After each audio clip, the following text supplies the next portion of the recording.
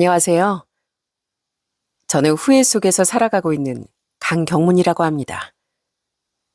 그 후회는 모두 제 아버지와 관련된 일 때문이었어요. 절 사랑과 희생으로 길러주신 아버지, 그런 아버지를 생각하면 아직도 가슴이 무너져 내립니다. 제가 조금 더 현명했다면 아버지에게 찾아왔던 불행을 막아낼 수 있었을 텐데, 지금처럼 후회 속에 살진 않았을 텐데, 하는 미련을 도무지 놓아버릴 수가 없네요. 후회로 가득한 제 이야기를 용기를 내어 이렇게 사연으로 보내보려고 합니다. 형제가 없던 제게 가족은 아버지 단 한 분이었어요. 어머닌 제가 두들도 채 지나기 전에 병으로 세상을 떠나셨거든요. 남의 땅을 빌려 농사를 지던 아버지 어머닌 아이가 생기지 않아 오래도록 마음고생을 하셨다고 해요. 그러다 아버지 나이 30대 후반에 겨우 저를 낳았는데 어머니께서 가족의 곁을 너무 빨리 떠나셨던 거죠. 아버진 혼자 정말 힘들게 절 키우셨습니다. 제가 아주 어릴 적엔 절 혼자 둘 수가 없어 아버진 포대게 절 얻고 농사일을 하기도 하셨죠. 제가 학교에 들어가며 들어가는 돈이 전보다 많아졌을 땐 늘 돈 때문에 한숨을 쉬곤 하셨는데요. 어린 제가 아버지께 죄송해하는 걸 깨달으신 뒤론 한 번도 제 앞에서 돈 때문에 힘들다는 말을 꺼내신 적이 없었어요. 그리고 그런 아버지가 제 앞임에도 불구하고 돈 때문에 무릎까지 꿇은 적도 있었답니다. 그건 제가 9살 때 소아암에 걸렸기 때문이었어요. 이장님, 제발 돈 좀 빌려주세요. 제가 무슨 일을 해서든 꼭 갚겠습니다. 저희 경문이 잘못되면 저도 못 삽니다. 제발요. 아버지, 일어나세요, 제발. 못 일어난다. 너 살리려면 입간 무릎 수백 번이고 꿇을 수 있어. 형편이 어려웠던 아버지는 제 병원비를 빌리기 위해 저를 데리고 동네 이장님, 이웃집, 평소 교류도 없던 먼 친척집까지 전부 찾아다니며 무릎을 꿇고 애원하셨어요. 그런 아버지를 보는 아들의 마음이 얼마나 괴로웠겠습니까? 아주 나중에 제가 성인이 됐을 때 아버진 술을 한잔 하시며 말씀해 주셨어요. 그때의 그 참담한 심정을요. 나라고 어린 널 굳이 데리고 돈 빌리러 다니고 싶었겠냐? 아버지로서의 자존심도 있고 네가 충격받을 것도 다 아는데 근데 널 데리고 다녀야 사람들 마음이 약해져서 조금이라도 돈을 빌려줄 거라고 생각했다. 너한테 너무 미안하고 참담했지만 난 그렇게라도 널 꼭 살려야 했어. 아버진 절 살리기 위해 모든 걸 내려놓고 독해지셨던 거죠. 전 그런 아버지의 희생 덕에 치료를 받고 살아날 수 있었네요. 거절도 많이 당했지만 그래도 조금씩 돈을 빌려준 사람들이 있었거든요. 그때 어린 마음에도 꼭 살아서 아버지께 은혜를 갚고 싶다고 생각했습니다. 아버진 제 병원비 때문에 그렇게 빚을 많이 지셨어요. 그리고 그 빚을 갚기 위해 더 열심히 일하셨죠. 아버지, 주말인데 또 나가세요? 옆지방에 건물들이 계속 들어서나 봐. 그래서 사람 구하는 데가 많아. 벌 수 있을 때 벌어야지. 넌 더 자. 아버지 다녀올게. 그럼 저도 같이 갈게요. 저도 이제 중학교 3학년이에요. 공사장 일 저도 충분히 할 수 있다고요.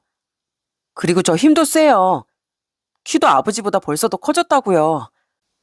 야, 이놈아. 차라리 그럴 시간 있으면 공부를 더 해.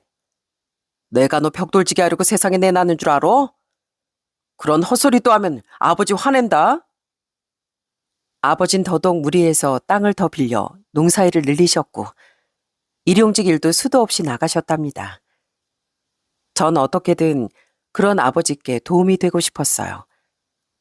그래서 중학교 3학년 땐 고등학교 진로를 포기하려고도 했습니다. 집에 돈이 없으니 차라리 제가 빨리 취업을 하거나 어디 가서 기술을 배워야겠다 싶었던 거죠. 그때 아버진 크게 역정을 내셨어요. 대학을 안 가? 너처럼 머리 좋은 녀석이 대학을 가야지. 그럼 누가 가냐? 너 내가 일찌감치 부모님 여의고 집도 가난해서 국민학교까지밖에 졸업 못한 거 알아 몰라. 그게 내 천취 아니었는데 너마저 중졸이 되겠다고? 네가 가난 때문에 그렇게 중간에 고꾸라지면 그게 바로 불효인 거야. 아버지가 그렇게까지 크게 화내시는 모습은 처음 봤습니다.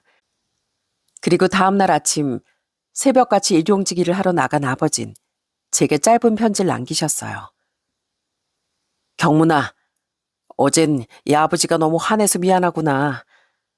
아버지가 돼서 아들 앞길을 막는 것 같아. 내 스스로가 너무 원망스러워서 그랬어. 아버지가 가난해서 미안하다. 그래도 넌 어떻게 해서든 공부도 다 마치고 꼭 성공한 어른이 되거라. 아버지가 대학 등록금은 어떻게든 마련할 테니까. 세상을 살아보니까 가방끈이 길어야 떵떵거리면서 살 수 있는 거더라. 네가 내 뒤를 따라 걷지 않았으면 좋겠구나. 부탁이다. 그 편지를 읽는데 가슴이 너무 먹먹해서 눈물이 멈추지 않더라고요. 그때부터 전 결심했습니다. 제가 아버지를 위해 할 수 있는 최선의 방법은 공부를 열심히 해서 성공하는 일뿐이니 어떻게든 공부에 매달리자고요. 그렇게 이를 악물고 고등학교 시절 내내 공부에 매진한 전 서울의 한 명문대에 합격할 수 있었어요. 정말 자랑스럽구나, 경문아. 서울 사는 아이들도 문턱 넘기가 힘들다는 그 좋은 대학에 네가 가게 되다니. 이 아버진 이제 아무런 여한이 없다. 대학에 붙은 절 끌어안고 흐느끼시던 아버지 얼굴을 보는데 정말 가슴이 미어지더라고요. 너무 고생을 많이 한 탓에 동년배 아저씨들보다 주름도 흰머리도 훨씬 많아지신 아버진 나이보다 훨씬 늙어 보이시더라고요. 전 그런 아버지를 위해 꼭 성공해야겠다고 다시 한번 다짐했습니다. 혼자 서울의 하숙집으로 상경한 전 정말 치열하게 대학 생활을 했습니다. 미래를 위해 열심히 공부하고 과외 아르바이트 몇 개씩 뛰며 학비를 벌었죠. 아버지도 최선을 다해 제 학비를 대주셨지만 그 큰 돈을 다 감당하실 수는 없었으니까요. 그렇게 대학을 졸업한 전 굴지의 대기업에도 입사를 했습니다. 아버지, 이젠 제가 다달이 용돈 보내드릴 테니까 일도 좀 줄이고 편하게 사세요. 됐다. 네가 힘들게 번 돈을 내가 아까워서 어떻겠으니. 난 괜찮으니까 너나 맛있는 거 많이 사 먹고 돈 모아. 저 모으고 쓸 돈은 충분히 있어요. 그리고 요즘엔 공부해서 주식도 좀 하고 있고요. 아버지 아들 능력 좋다니까요. 아버지, 저요. 아버지 호강시켜드리고 싶어서 이 약 물고 성공한 거예요. 아버지께 효도하는 게 제 성공의 이유였다고요. 그러니까 어릴 적 제가 그랬듯이 이번엔 아버지가 제 마음 좀 이해해 주세요. 그때부터 전 뿌듯한 마음으로 아버지께 용돈을 자주 보내드렸습니다. 번번이 거절하시던 아버지도 결국 제 설득에 한 발 물러나 기쁜 마음으로 용돈을 받아주셨죠. 그렇게 돈을 벌며 저는 제주도 여행 한번 못 가보신 아버지를 모시고 둘이 해외여행도 가고 국내 여행도 다니며 처음으로 여유로운 삶을 살아봤습니다. 가장 좋았던 건 아버지 어깨를 항상 누르고 있던 삶의 무게가 사라졌다는 거였어요.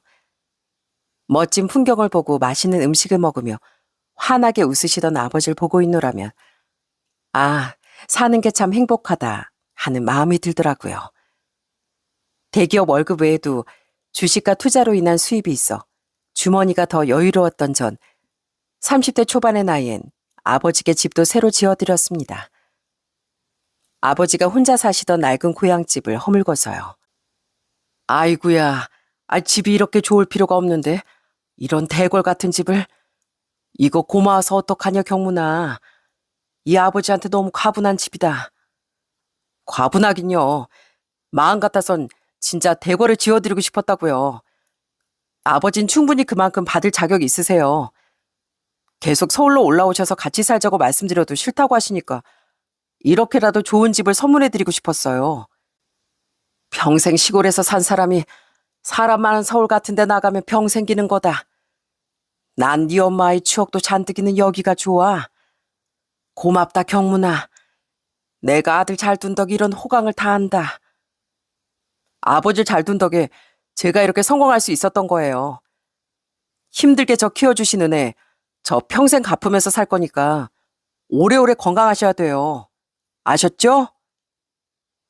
그렇게 아버지께 집을 지어드린 지 2년 뒤, 전 사랑스러운 아내와 결혼을 했습니다. 소개로 만났던 아내는 정말 참하고 상냥한 사람이었어요. 장인 장모님도 두 분을 모시고 살던 형님과 처남댁도 아주 따뜻하고 좋은 사람들이었죠. 전 그런 처가 식구들이 좋아서 처가에 자주 찾아갔습니다. 처가 식구들과 시간을 보내고 있노라면 바로 이게 내가 이상적으로 그려왔던 화목한 가정이구나 싶더라고요. 아버님, 이 며느리 보고 싶으셨죠? 그러셨을 것 같아서 저 완전 날아왔어요. 제가 자라온 이야기를 듣고 크게 감동했던 아내는 저희 아버지에게 정말 살가운 며느리가 되어주었답니다. 아버지께 자주 안부 연락도 드리고 제가 말하지 않아도 서울에서 차로 5시간이나 걸리던 아버지 댁에 찾아가자고 먼저 말해주곤 했죠. 아버진 그런 며느리를 정말 예뻐하셨습니다. 아내 또한 자신을 그렇게 예뻐해주던 저희 아버지를 진심으로 좋아해 주더라고요. 아내는 따로 알뜰하게 돈을 모아 저희 아버지께 안마의자를 선물해드리기도 하고 아버지 댁 TV도 커다란 제품으로 바꿔드렸습니다.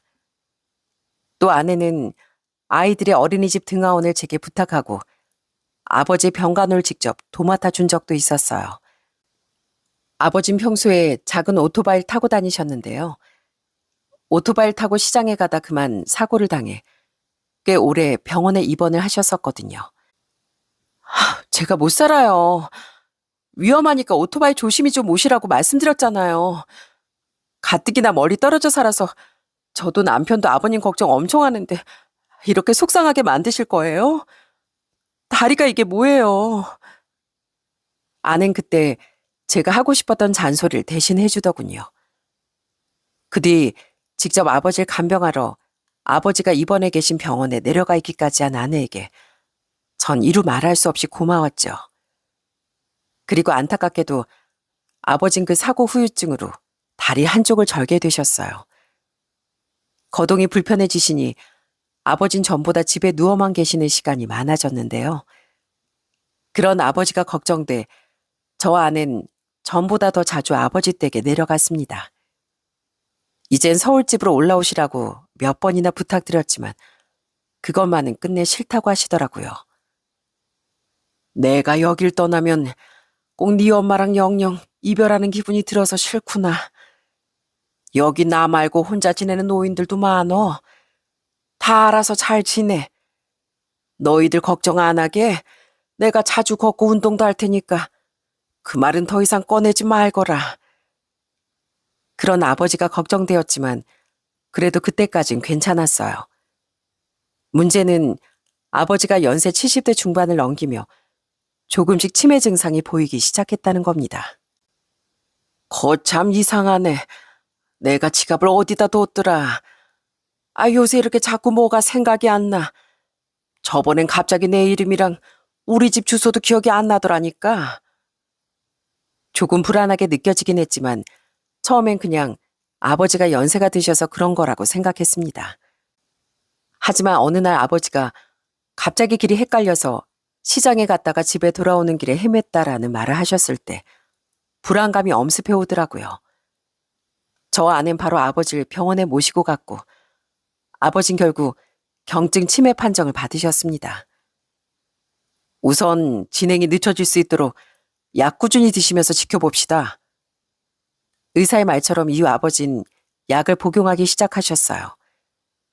낯선 것보다 익숙한 환경이 더 좋다는 의사의 말에 아버지께 선뜻 서울로 가자는 제안을 다시 드리지도 못했죠. 그래도 처음엔 약 덕분인지 아버지의 치매는 경증 정도를 유지했습니다. 하지만 70대 후반이 되시며 아버지의 증세는 더 심해지기 시작했어요. 아이구야, 경문아. 나 큰일 날 뻔했다. 네? 왜요, 아버지? 이놈의 깜빡깜빡이 아주 사람 잡겠어. 내가 글쎄 가스불을 켜놨는데 그걸 깜빡했다가 집에 불이 났지 뭐냐. 다행히 소방차 불러서 집이 크게 상하진 않았는데 나 진짜 10년 감수했다. 어느 날 아버진 가스불을 켜놓고 깜빡했다가 큰일이 날 뻔하셨답니다. 놀라서 바로 아버지께 달려갔는데 다행히 아버지도 무사하시고 집에도 큰일은 없었더라고요. 그때 전 바로 가스레인지에서 인덕션으로 교체를 해드렸죠. 아버지, 저희 왔어요. 뭐야, 집이 왜 이렇게 추워? 어머, 여보, 아버님이 온 집안 창문을 다 열어놓으셨어. 이 쌀쌀한 날씨에. 또 어느 날엔 주말 아침 일찍 아버지 댁에 가보니 집이 너무 쌀쌀하더라고요. 아무 생각 없이 문을 열고 들어올 땐 몰랐는데 안에 호들갑에 그제야 집 창문이 전부 열렸다는 걸 알 수 있었죠. 다행히 아버진 무사히 방에서 주무시고 계셨는데 아버진 잠드시기 전 창문 닫는 걸 깜빡하신 거더라고요. 그때 아버진 심한 감기가 들어 일주일 넘게 고생하셨어요. 정말 걱정이 이만저만이 아니었습니다. 병원에 모시고 갔더니 그래도 아직 중증은 아니고 경증과 중증의 사이 정도 된다고 말하더라고요. 하지만 저와 아내는 아버지가 너무 걱정되어 제발 서울로 함께 가자고 설득을 했어요. 난 글쎄 이 서울이 갑갑하다니까. 게다가 애미도 요즘 다시 직장 나간다며. 그럼 어차피 거기 가도 나 혼자 있는 시간이 많을 텐데 뭐하러고 낯선 서울까지 가. 난 거기 가면 분명 평생만 더 악화될 거다. 싫어. 치매가 생기며 고집이 조금 더 세지셨던 아버진 여전히 서울살이가 싫다며 완강하게 나오시더라고요. 대신 그럼 요양병원에 들어가시는 건 어떻겠냐는 말에 그것까진 거절을 안 하시더군요. 어쨌든 그곳엔 전문 의료인들도 상주해 있고 무엇보다 아버지를 너무 걱정하던 우리의 고충을 외면하지 못하셨던 거죠. 하지만 결국 아버진 그곳에서도 잘 적응하지 못하셨어요. 아버진 저와 전화만 했다 하면 어린아이처럼 엉엉 우셨습니다. 저와 아내가 갈 때면 제발 내보내달라고 애원하셨고 결국 병원 측에서도 이렇게 말하더군요. 어르신께서 중증 치매까지는 아니시니까 이렇게 힘들어하시는데 차라리 집으로 다시 모시는 것도 방법이에요. 어르신을 혼자 두기 불안하시면 요양보호사를 고용해서 도움을 받아보는 건 어떠세요? 의사는 우리에게 국가에서 지원받을 수 있는 방문 요양보호 서비스를 알려주었습니다. 그 말을 듣고 알아보니 거동이나 일상생활에 불편함이 있으신 분들을 지원하는 제도가 있더라고요. 그때까지 우린 왜인지 간병인이나 요양보호사 같은 생각을 못하고 있었는데 이것도 한 방법이 되겠다 싶었죠.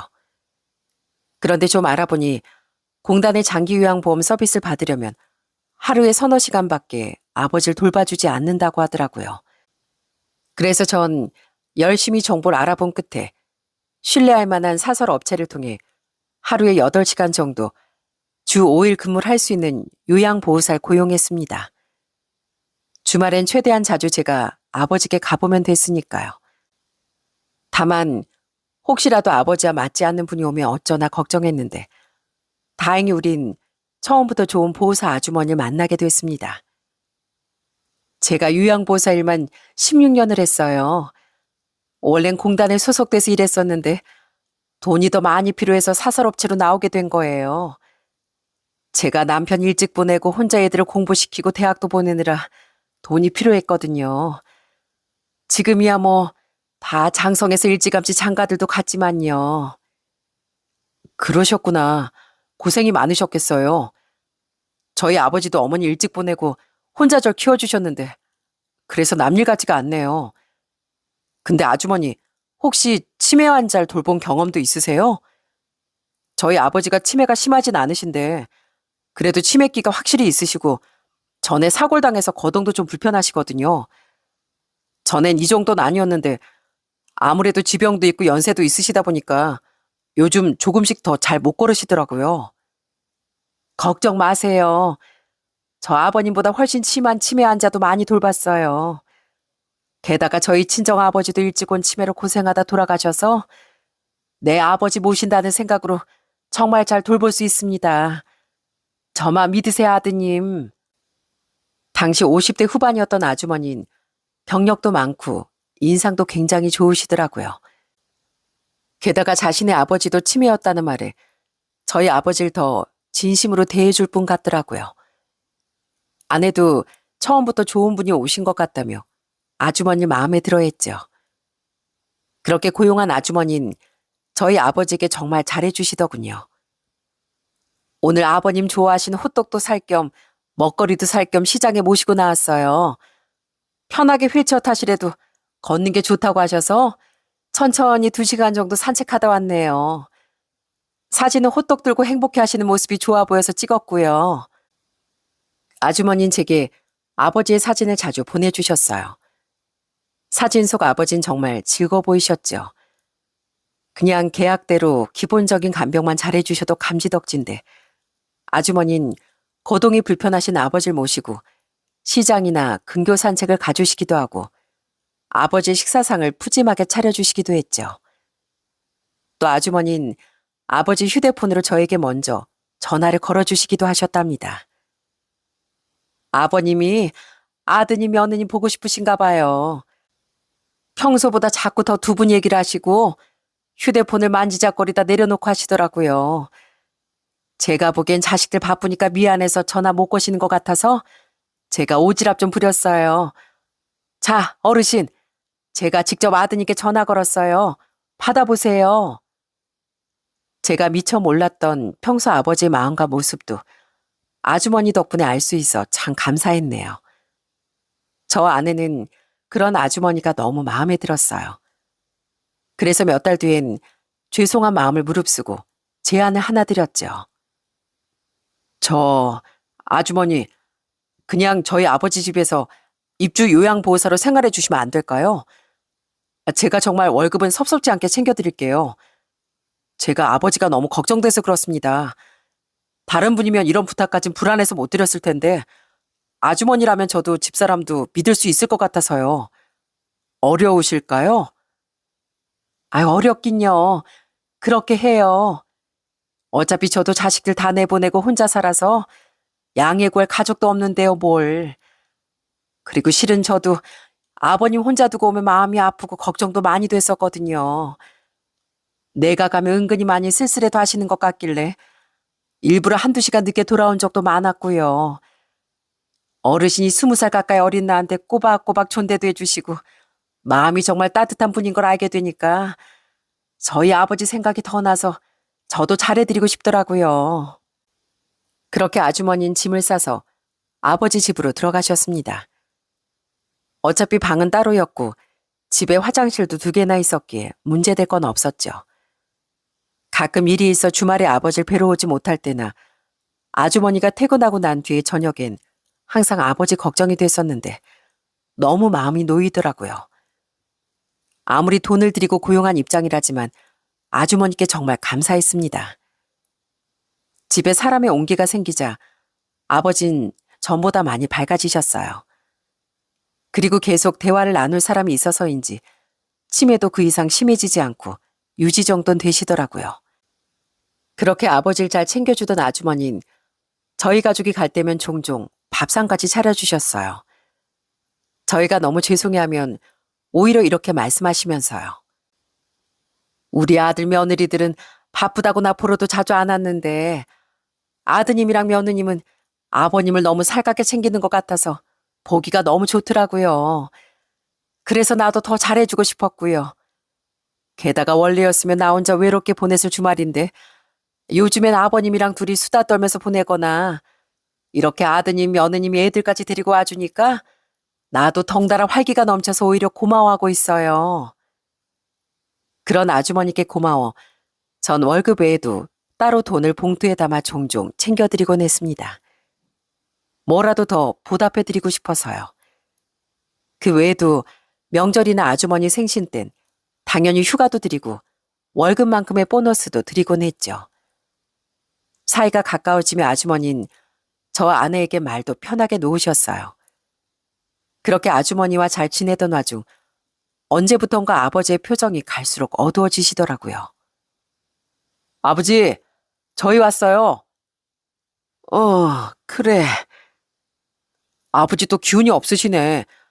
아주머니, 저희 아버지 혹시 요즘 무슨 일 있으세요? 저번에 병원 모시고 갔을 때 치매 진행도 그대로시고 건강도 크게 나빠지신 게 없다고 했는데. 병원에서 그렇게 말하긴 했는데 내 생각엔 요즘 치매기가 조금은 더 심해지신 것 같아. 밥도 잘 안 드시려고 하고 그 좋아하던 TV에도 관심이 없어지셨어. 거기다 아버님 원래 지병도 있으셨잖아. 나이가 들면 큰 병이 없어도 자잘한 지병이나 노화로 기운이 계속 빠진다고 하더라고. 그래요? 아휴, 걱정이네요. 저희 아버지께 조금만 더 신경 좀 써주세요, 아주머니. 부탁드립니다. 아유, 걱정하지 마. 최선을 다하고 있어. 아버님이 나한테 그냥 환자도 아니고 얼마나 특별한 분인데. 저나 아내가 말을 걸어도 대답도 잘 안 하시고 꼭 침울한 일이 있는 사람처럼 어두워진 아버지 표정에 걱정이 많이 되더라고요. 아주머니 말대로 식사량도 줄어드신 것 같아 너무 마음이 안 좋더라고요. 계속 그렇게 아버지 상태가 안 좋아지면 무슨 수라도 써야겠다고 생각하며 저 아내는 우선 아주머니께 더 각별한 주의를 부탁드렸습니다. 하지만 그때 제가 그러면 안 됐던 거였어요. 그때 전 어떻게든 달라진 아버지에게 더 관심을 기울이고 챙겨드려야 했던 겁니다. 아버지가 변하신 지 몇 개월이 지났던 어느 날, 제 인생을 후회에 잠기게 만든 처참한 사건이 일어나고 말았어요. 요양보호사 아주머니와 아버지가 동고동락한 지 3년 가까이 지났던 어느 날, 일을 하고 있던 전 전화를 한 통 받았습니다. 안녕하세요. 강병천 씨 아드님 되시나요? 네, 그런데 누구시죠? 여기 경찰인데요. 아버님께서 오늘 아침 사망하셨습니다. 네? 뭐라고요? 누가 뭐가 어째요? 진짜 기절초풍하는 줄 알았습니다. 자신을 경찰이라고 말한 그 남잔 제게 아버지의 사망 소식을 전해주더군요. 뜬금없이 들려온 비보에 머리가 새하얘졌어요. 다시 한번 아버지의 사망 소식을 전한 경찰에게 전 더듬더듬 물었죠. 아니 대체 이게 무슨 저희 아버지랑 같이 지내던 요양보호사 아주머니가 계신데요. 그분한테는 아무 연락도 못 받았는데 그분이 신고한 건가요? 네? 아니요. 그냥 아버님 혼자 마당에 쓰러져 계신 걸 동네 분이 발견하고 신고하셨어요. 우선 알겠습니다. 당장 갈게요. 전 우선 출근했던 아내에게도 연락해 함께 급히 차를 타고 아버지 댁으로 향했습니다. 당시 11살, 10살이던 아이들은 가까이 사시던 장모님께 전화를 걸어 하겨우 좀 챙겨주십사 부탁드리고서요. 흥분한 저 대신 아내가 운전하는 동안 전 아주머니께 전화를 걸었어요. 처음엔 전화를 받지 않던 아주머니는 한참 뒤에야 제 전화를 받더라고요. 아주머니, 지금 어디 계세요? 나 집에 있지. 집이라고요? 무슨 말도 안 되는 소리예요. 지금 저희 아버지가 혼자 마당에 쓰러져서 돌아가신 채로 발견됐다고 그렇게 경찰에서 연락이 왔는데 대체 지금 어디세요? 네? 그때 아주머니는 제게 태연히 집이라고 거짓말을 하더라고요. 그리고는 제가 황당해하며 충격적인 소식을 알리자 경악을 하며 솔직히 말을 하시더라고요. 뭐? 어르신이? 미안해. 사실은 나 잠깐 어디 나와 있어. 볼 일이 있어서. 그럼 왜 집이라고 거짓말 하셨어요? 그게 그냥 말하기 번거롭기도 하고 어차피 금방 들어갈 거라 대충 둘러댔던 거야. 개인적인 일이라서. 아무튼 지금 그게 중요한 게 아니잖아. 아휴, 새벽같이 일부러 나올 때만 해도 멀쩡하게 주무시고 계셨는데 어르신이 대체 왜? 아주머니는 지금 자신이 집이 아닌 게 중요하냐며 울음을 터뜨리셨습니다. 그리고는 아버지가 실려갔다던 병원으로 자신도 가겠다고 하시더라고요. 그렇게 병원에 도착하니 아주머니는 아직 오지 않았더군요. 그리고 우린 병원의 안내를 받아 싸늘한 아버지의 주검을 볼 수 있었어요. 아버지 마치 잠에 드신 듯 조용히 눈을 감고 계셨죠. 아버지의 사인은 급성 심정지였다고 합니다. 아버지, 일어나세요. 왜 여기서 이러고 계세요? 네? 저 왔어요. 경문이 왔다고요. 아버님, 제발 눈 좀 떠보세요. 전 제발 꾸미길 바라며 아버지 마구 흔들었습니다. 하지만 이미 차가워진 아버진 더 이상 제 말에 어떠한 대답도 해주실 수 없었죠. 저 아드님 맞으시죠? 아까 전화드렸던 경찰입니다. 영안실에서 나오니 경찰분이 제게 다가오시더군요. 그리고 그 경찰은 제게 잔뜩 구겨진 쪽지를 하나 건네줬어요. 발견 당시 아버님이 손에 꼭 쥐고 계셨던 겁니다. 마지막까지 몸에 지니고 계셨던 물건이라 아드님께 드리는 게 맞을 것 같아 전해드려요. 그 쪽지를 읽어본 전 다시금 눈물이 솟구쳤습니다. 찢겨나온 수첩의 한 페이지였던 그 쪽지엔 아들 강경문이라는 제 이름과 제 연락처가 적혀 있었거든요. 대체 왜 이걸 쥐고 마당에 쓰러져 계셨던 걸까요? 글쎄요. 저희가 드릴 수 있는 말씀은 발견 당시 고인께서 이 쪽지를 꼭 손에 쥐고 계셨다는 사실뿐이에요. 마지막까지 아드님을 찾으신 게 아닌가 싶어 안타깝네요. 경찰은 잠시 절 지켜보다가 조심스럽게 말을 잇더라고요. 평소 아버지의 지병 여부와 치매 진단을 받고 약을 드시던 것이 맞는지 등등 말이죠. 그 외에도 필요한 절차상의 말을 전한 경찰은 삼가 고인의 명복을 빈다는 인사를 남기곤 돌아갔어요. 아이고, 어르신. 이게 대체 무슨 나별악이란 말입니까? 경문아, 대체 아버님 왜 갑자기 쓰러지신 거라니? 아주머니는 뒤늦게 도착하자마자 절 붙잡고 오열하더군요.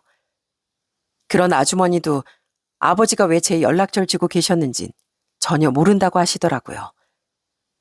이후 아주머니는 경찰서에 가서 간단한 조사를 받고 돌아왔습니다. 아버지와 함께 살던 분이었으니까요. 이후 아버지의 사망에 대한 별다른 수사는 진행되지 않았어요. 병원에서도 원인이 급성 심정지로 추정된다고 말했고 병원의 권유로 부검을 했지만 심장질환 외에 다른 문제는 발견되지 않았거든요. 그렇게 허무하게 아버지를 보낸 뒤 전 망연자실한 채 아버지의 빈소를 지켰습니다. 아니 강서방, 이게 무슨 일인가? 사돈 어른께서 갑자기 왜? 처가 식구들도 모두 먼 거리를 달려와 조문을 와주셨어요. 아버지를 너무 좋아했던 아내는 저러다 탈진하지 않을까 싶을 정도로 쉬지 않고 울부짖었죠.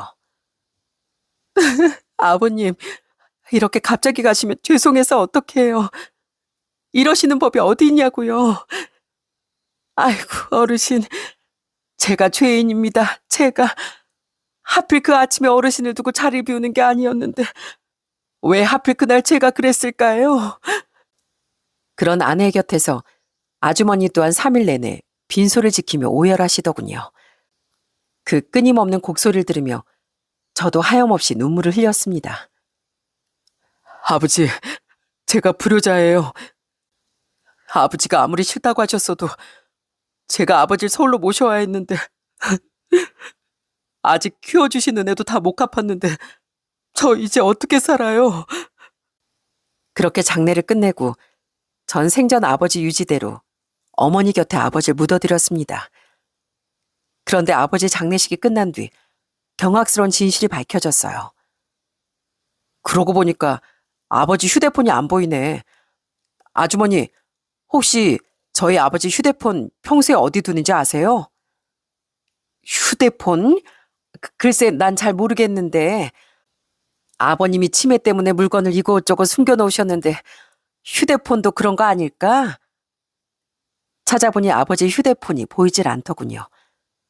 아주머니께 물었더니 자신도 잘 모르겠다며 아주머니 집안 곳곳을 뒤져보셨습니다. 그러다 어디 구석에서 아버지 휴대폰을 찾았다며 들고 오시더군요. 저기 구석에 있었어. 아휴, 그렇게 리모컨이고 뭐고 죄다 숨기는 걸 좋아하시더니 마지막까지 그러셨네, 어르신이. 아주머니 눈물을 훔치며 제게 휴대폰을 넘기곤 이만 집으로 돌아가시더군요. 솔직히 좀 의아했습니다. 제가 알기로 아버진 물건을 구석에 숨기는 치매 버릇 같은 건 없으셨거든요. 그리고 저는 곧 그 아주머니의 말이 거짓말일 거라고 의심하게 됐어요. 그 아줌만 몰랐던 거죠. 아버지 휴대폰에 자신의 추악한 실체가 모두 숨겨져 있었다는 사실을요. 아버지의 휴대폰을 열어본 저와 아내는 그 아줌마의 모든 모습이 전부 가식이었다는 걸 알고 큰 충격에 빠졌습니다. 여보, 여기 음성 녹음판이 몇 개 있는데 저번에 내가 가르쳐드린 이후로 음성 녹음을 한 적이 있으신가 봐. 아내와 전 아버지 휴대폰에서 음성 녹음 파일 여러 개를 발견했어요. 전에 아내가 아버지께 음성 녹음하는 방법을 알려드린 적이 있었거든요. 요양병원에 아버지를 모실 때 혹시 무슨 일이 있으면 몰래 녹음해서 우리에게 들려달라는 말과 함께 말이죠. 물론 세상엔 좋은 분들도 많지만 하도 흉흉한 뉴스가 많이 들리는 세상이다 보니 아내는 아버지를 걱정했던 거예요. 치매 증상이 있으신 아버지가 기억을 제대로 하지 못하실까봐 아내는 아버지께 몇 번이나 녹음하는 방법을 반복해서 알려드렸죠. 아버진 그걸 기억하고 계셨던 모양이었습니다. 그리고 그 녹음들을 들어본 저와 아내는 경악을 하고 말았어요. 제발 밥 좀 주시오, 아주머니. 아침부터 점심까지 쫄쫄 굶었잖아요. 시끄러워, 이 영감탱이야. 다 늙어서 무슨 하루 세 끼를 꼬박꼬박 다 챙겨 먹겠다고? 사람 귀찮게 말이야. 저기 저 과자나 주워 먹든가. 아유, 귀찮아 정말. 이번 일만 끝나면 요양보살 때려치우던지 해야지 원. 아주머니, 전에 나한테 잘해줬잖아요. 근데 대체 요즘 나한테 왜 이러는 겁니까? 예. 그때 먹고 살려고 노력한 거지. 이젠 한두 해 본 사이도 아니고 가식 떠는 것도 하루 이틀이지. 뭐 언제까지 내가 상전 대접을 해줘야 돼? 아유, 노인 냄새. 왜? 자식이랑 며느리한테 이루고 싶어? 내가 말했지? 나 감옥까지 다녀 무서운 사람이라고. 난 지금 집세도 안 나가고 하는 거 없이 월급 따박따박 들어오는 지금이 아주 좋거든. 그러니까 당신뿐 아니라 당신 자식 며느리 손주들까지 내가 사람 시켜서 해코지 하는 걸 보고 싶지 않으면 입 닥치고 있어. 알았어? 당신 아들 오면 그놈의 죽상 좀 그만하고 확 또 그러면 밥을 아주 이틀에 한 끼만 줘버릴 테니까. 그곳에 있던 모든 대화는 아버지와 요양보호사 아줌마가 나눈 대화 내용이더군요.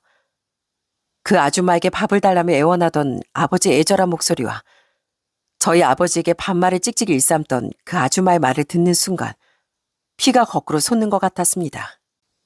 아버지의 표정이 어두워졌던 건 언젠가부터 돌변해 자신에게 함부로 굴던 그 아줌마 때문이었던 거예요. 그 아줌마는 저희 가족을 들먹이며 저희 아버지를 위협하고 있더라고요. 하지만 더 충격적인 건 그게 끝이 아니었답니다. 제발 우리 집에서 좀 나가줘요, 아주머니. 아주머니 지금까지 내 돈 많이 칼취해갔잖아요. 나 겁박하면서 통장 비밀번호 물어보고 내 휴대폰이랑 신분증을 어떻게 만져서 아주머니 계좌로 내 돈 잔뜩 보내기도 했지 않습니까? 이제 이만하면 됐잖아요. 그깟 푼돈 좀 뜯어낸 거 가지고 생색은? 내가 분명 저번에도 말했지? 난 지금이 아주 좋다고. 다시 한번 말해줘. 나 무서운 여자야. 당신 자식한테 이르기라도 하면 나 아는 동생들 시켜서 당신 가족 싹 다 아주 엉망진창 만들어버릴 거야. 어디 내가 본보기라도 보여줘? 아닙니다. 아니에요. 제발 우리 애들만은 건들지 말아주세요. 우리 아들 엄마 없이 정말 힘들게 자란 가여운 아이입니다. 그 아줌만 가족들 몰래 아버지의 돈까지 갈취하고 있었던 겁니다. 정말 억장이 무너졌어요. 그런 비슷한 대화들이 아버지 휴대폰엔 몇 개나 녹음되어 있더라고요. 그 여잔 치매 걸린 아버지의 심신미약 상태를 이용해 아버지를 마음대로 휘두르며 살고 있었던 거죠. 아버진 우리 가족이 잘못될까봐 그 모든 걸 말하지 않고 그저 녹음만 해두고 계셨던 것 같더라고요. 아버지, 대체 왜 말을 안 하셨어요? 어떻게 이런 일이... 어떻게... 우리 아버님 가여워서 어떻게 여보... 전 그 길로 바로 그 아줌마를 찾아갔습니다. 그리곤 아무렇지도 않은 표정으로 절 대하려던 그 아줌마에게 곧장 달려가 멱살을 잡고 흔들었어요. 이거 왜 이래? 왜 이래? 이 악마야. 우리 아버지 휴대폰에 다 녹음돼 있었어. 당신이 우리 아버지 밥도 제대로 안 챙겨주고 홀대했던 거, 가족들 들먹이면서 겁박했던 거, 우리 아버지 돈 다 뜯어갔던 거 같이 전부 다. 그래놓고 감히 우리 아버지 장례식에 와서 악어의 눈물을 흘려? 뭐? 아이, 진짜, 그 영감탱이가 그런 걸 다 녹음했다고? 어디서 감히 영감탱이라 말을 써? 이 시궁창보다 썩은 인간아. 너 때문에 우리 아버지가 돌아가신 거야. 너 때문에 스트레스 받아서 우리 아버지가 쓰러지셨던 거라고. 그런 주제에 감히 우리 앞에서 아무것도 모른 척을 해? 당신 내가 바로 경찰에 신고해버릴 거야. 내가 당신 반드시 콩밥 먹여서 죗값 치르게 할 거라고. 아니, 저기 경문아, 잠깐 진정 좀 해봐. 내가 지금 그 돈은 다 써서 얻고 나중에 천천히 갚을 테니까 신고만은 제발 하지 말아줘. 어? 내가 혼자 자식들 키우면서 얼마나 힘들게 살았는지 말해줬잖아. 네 아버지처럼. 그래서 내가 잠깐 돈에 이성을 잃었던 거야. 나도 알고 보면 정말 불쌍한 사람이야. 그래도 나 네 아버지한테 잘했던 적도 많았지 않니? 그 공을 생각해서 제발 진정 좀 해봐. 순간 본색을 드러냈던 그 여잔 제가 콩밥을 먹여주겠다고 하자 그제야 불쌍한 척을 하며 빌더라고요. 하지만 전 그게 진심이 아니라는 것도 그 눈물 또한 악어의 눈물이라는 것도 당연히 알고 있었죠. 전 그 여자를 바닥에 내동댕이 치며 악을 퍼부었습니다. 공? 그동안 나한테 받아간 돈이 얼만데 무슨 공? 불쌍해? 당신 인생은 지금부터 더 불행해질 거야. 당신이 우리 아버지 같다고? 감히 우리 아버지랑 당신을 비교해? 당신은 사람도 아니고 벌레야. 정신이 온전치도 못한 우리 아버지를 죽음에 이르게 한 악마라고. 내가 당신 절대 가만 안 놔둘 줄 알아. 이후 제가 제출한 증거로 인해 그 여잔 긴급 체포를 당했습니다. 그렇게 조사를 받으며 그 여자 모든 사실을 실토했다고 해요. 저희 아버지에게 뜯어낸 돈은 자신이 사치하는 데 쓰고 남은 돈은 자식들에게도 나눠서 보내줬다더라고요. 그리고 계속 그 여자에게 당하고 살던 아버진 돌아가시기 며칠 전부터 그냥 저와 아내에게 모든 사실을 폭로하겠다고 으름장을 놓으셨다더군요. 더 이상 이렇게 못 살겠다면서요. 그 여자가 평소처럼 겁을 줘도 아버지의 결심이 변하지 않자 그 여잔 더러워서 나간다며 간단한 짐을 싸서 집을 나갔다고 해요. 그런데 그때 아버지 휴대폰을 훔치고 집에 전화기도 전부 숨겨놓은 채 사라졌던 거예요. 아버지가 가족들에게 연락해 자신의 정체를 폭로할까 봐서요. 그러니까 그 여잔 아버지 휴대폰을 집 구석에서 찾은 게 아니라 애초에 자기가 가지고 있던 휴대폰을 찾은 척 연기했던 겁니다. 그렇게 아버지가 고립된 사이 그 여자 모든 걸 들키기 전에 어디론가 도망가려고 했다더라고요. 하지만 하필 바로 다음날 아침 아버지가 쓰러진 채 발견됐던 거예요. 아마 아버진 제게 도움을 청하려 제 연락처가 적힌 수첩을 찢어 밖으로 나오려고 하셨던 것 같습니다. 그러다 대문을 벗어나지도 못하고 그런 변을 당하신 거죠. 그리고 마지막으로 그 여잔 전과자도 아니었어요. 그냥 아버지를 겁주기 위해 자기가 교도소에 다녀왔다는 거짓말을 했던 거죠. 모든 진실이 밝혀진 후 전 들끓는 분노를 참지 못했습니다. 당장이라도 가서 사실을 찢어 밝히고 싶었어요. 하지만 그 여잔 구속영장이 발부되어 수감되었기에 그럴 기회도 없더라고요.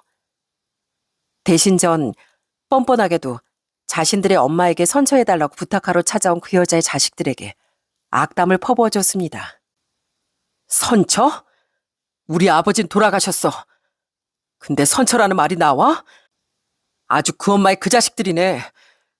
내가 마음 같아선 니들까지 싹 다 감옥에 쳐넣고 싶어. 니들도 너희들 엄마가 보내준 우리 아버지 돈 신나게 썼을 거 아니야. 저흰 그 돈이 그런 돈인지 정말 몰랐습니다. 정말이에요. 알았든 몰랐든 난 우리 아버지 마지막을 그렇게 처참하게 망가뜨린 니들 엄마도 그 자식인 니들도 다 징옷으로. 그러니까 선처 같은 개소리 또다시 꺼냈다간 니들 입을 다 찢어버릴 거야. 알았어? 그리고 니들 평생 천벌받으며 살기 바래. 너희들 엄마가 지은 죄는 평생에 걸쳐 갚아도 부족한 중죄니까 대대를 이어서라도 그 업보다 돌려받고 살게 될 거야. 너희들 엄마 보면 내가 너희 집안에 저주란 저주는 다 퍼부어졌다고 꼭 전해라. 알았어? 이후 그 여잔 재판장에 서서 법의 심판을 받게 됐는데요. 법정에서 억울하답시고 한다는 말이 정말 역겹더라고요. 저도 치매 노인네 돌보면서 많이 힘들었어요. 그래서 정당한 대가를 받으려고 한 거고요. 내가 한 고생이 얼만데 그 월급으론 택도 없었다니까요. 난 그 영감탱이 돈 받아낼 자격 충분히 있었다고요. 야, 이 귀신도 혀를 내두라 악마야. 너 내가 지옥 불구덩이까지 쫓아간 한 있어도 평생 괴롭게 만들어줄 줄 알아. 어디 뚫린 입이라고 감히. 너무 화가 났던 전 판사의 제지에도 참지 못하고 악다군을 썼습니다. 그렇게 그 여잔 실형 선고를 받으며 법의 철퇴를 맞게 됐지만 남은 가족들의 슬픔은 헤아릴 길이 없었어요. 저도 저지만 아내도 정말 많이 괴로워했죠.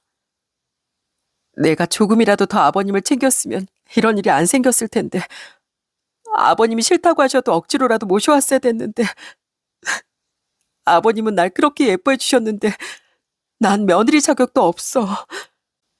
아니야, 당신이 아니라 내 탓이야. 내가 아버지께 더 신경을 썼어야 됐어. 아니, 애초에 요양보호사 같은 걸 알아봤으면 안 됐어. 내가 불효자야. 아내와 함께 고통스러워하던 전 아직 아버지 집도 처분하지 못했습니다. 그 집에서 혼자 고통받으셨을 아버지를 생각하면 나 자신이 너무 밉고 그 집도 원망스럽다가도 정정하셨을 그때 아버지 모습이 잔뜩 담긴 그 집을 차마 처분하기가 힘들더라고요.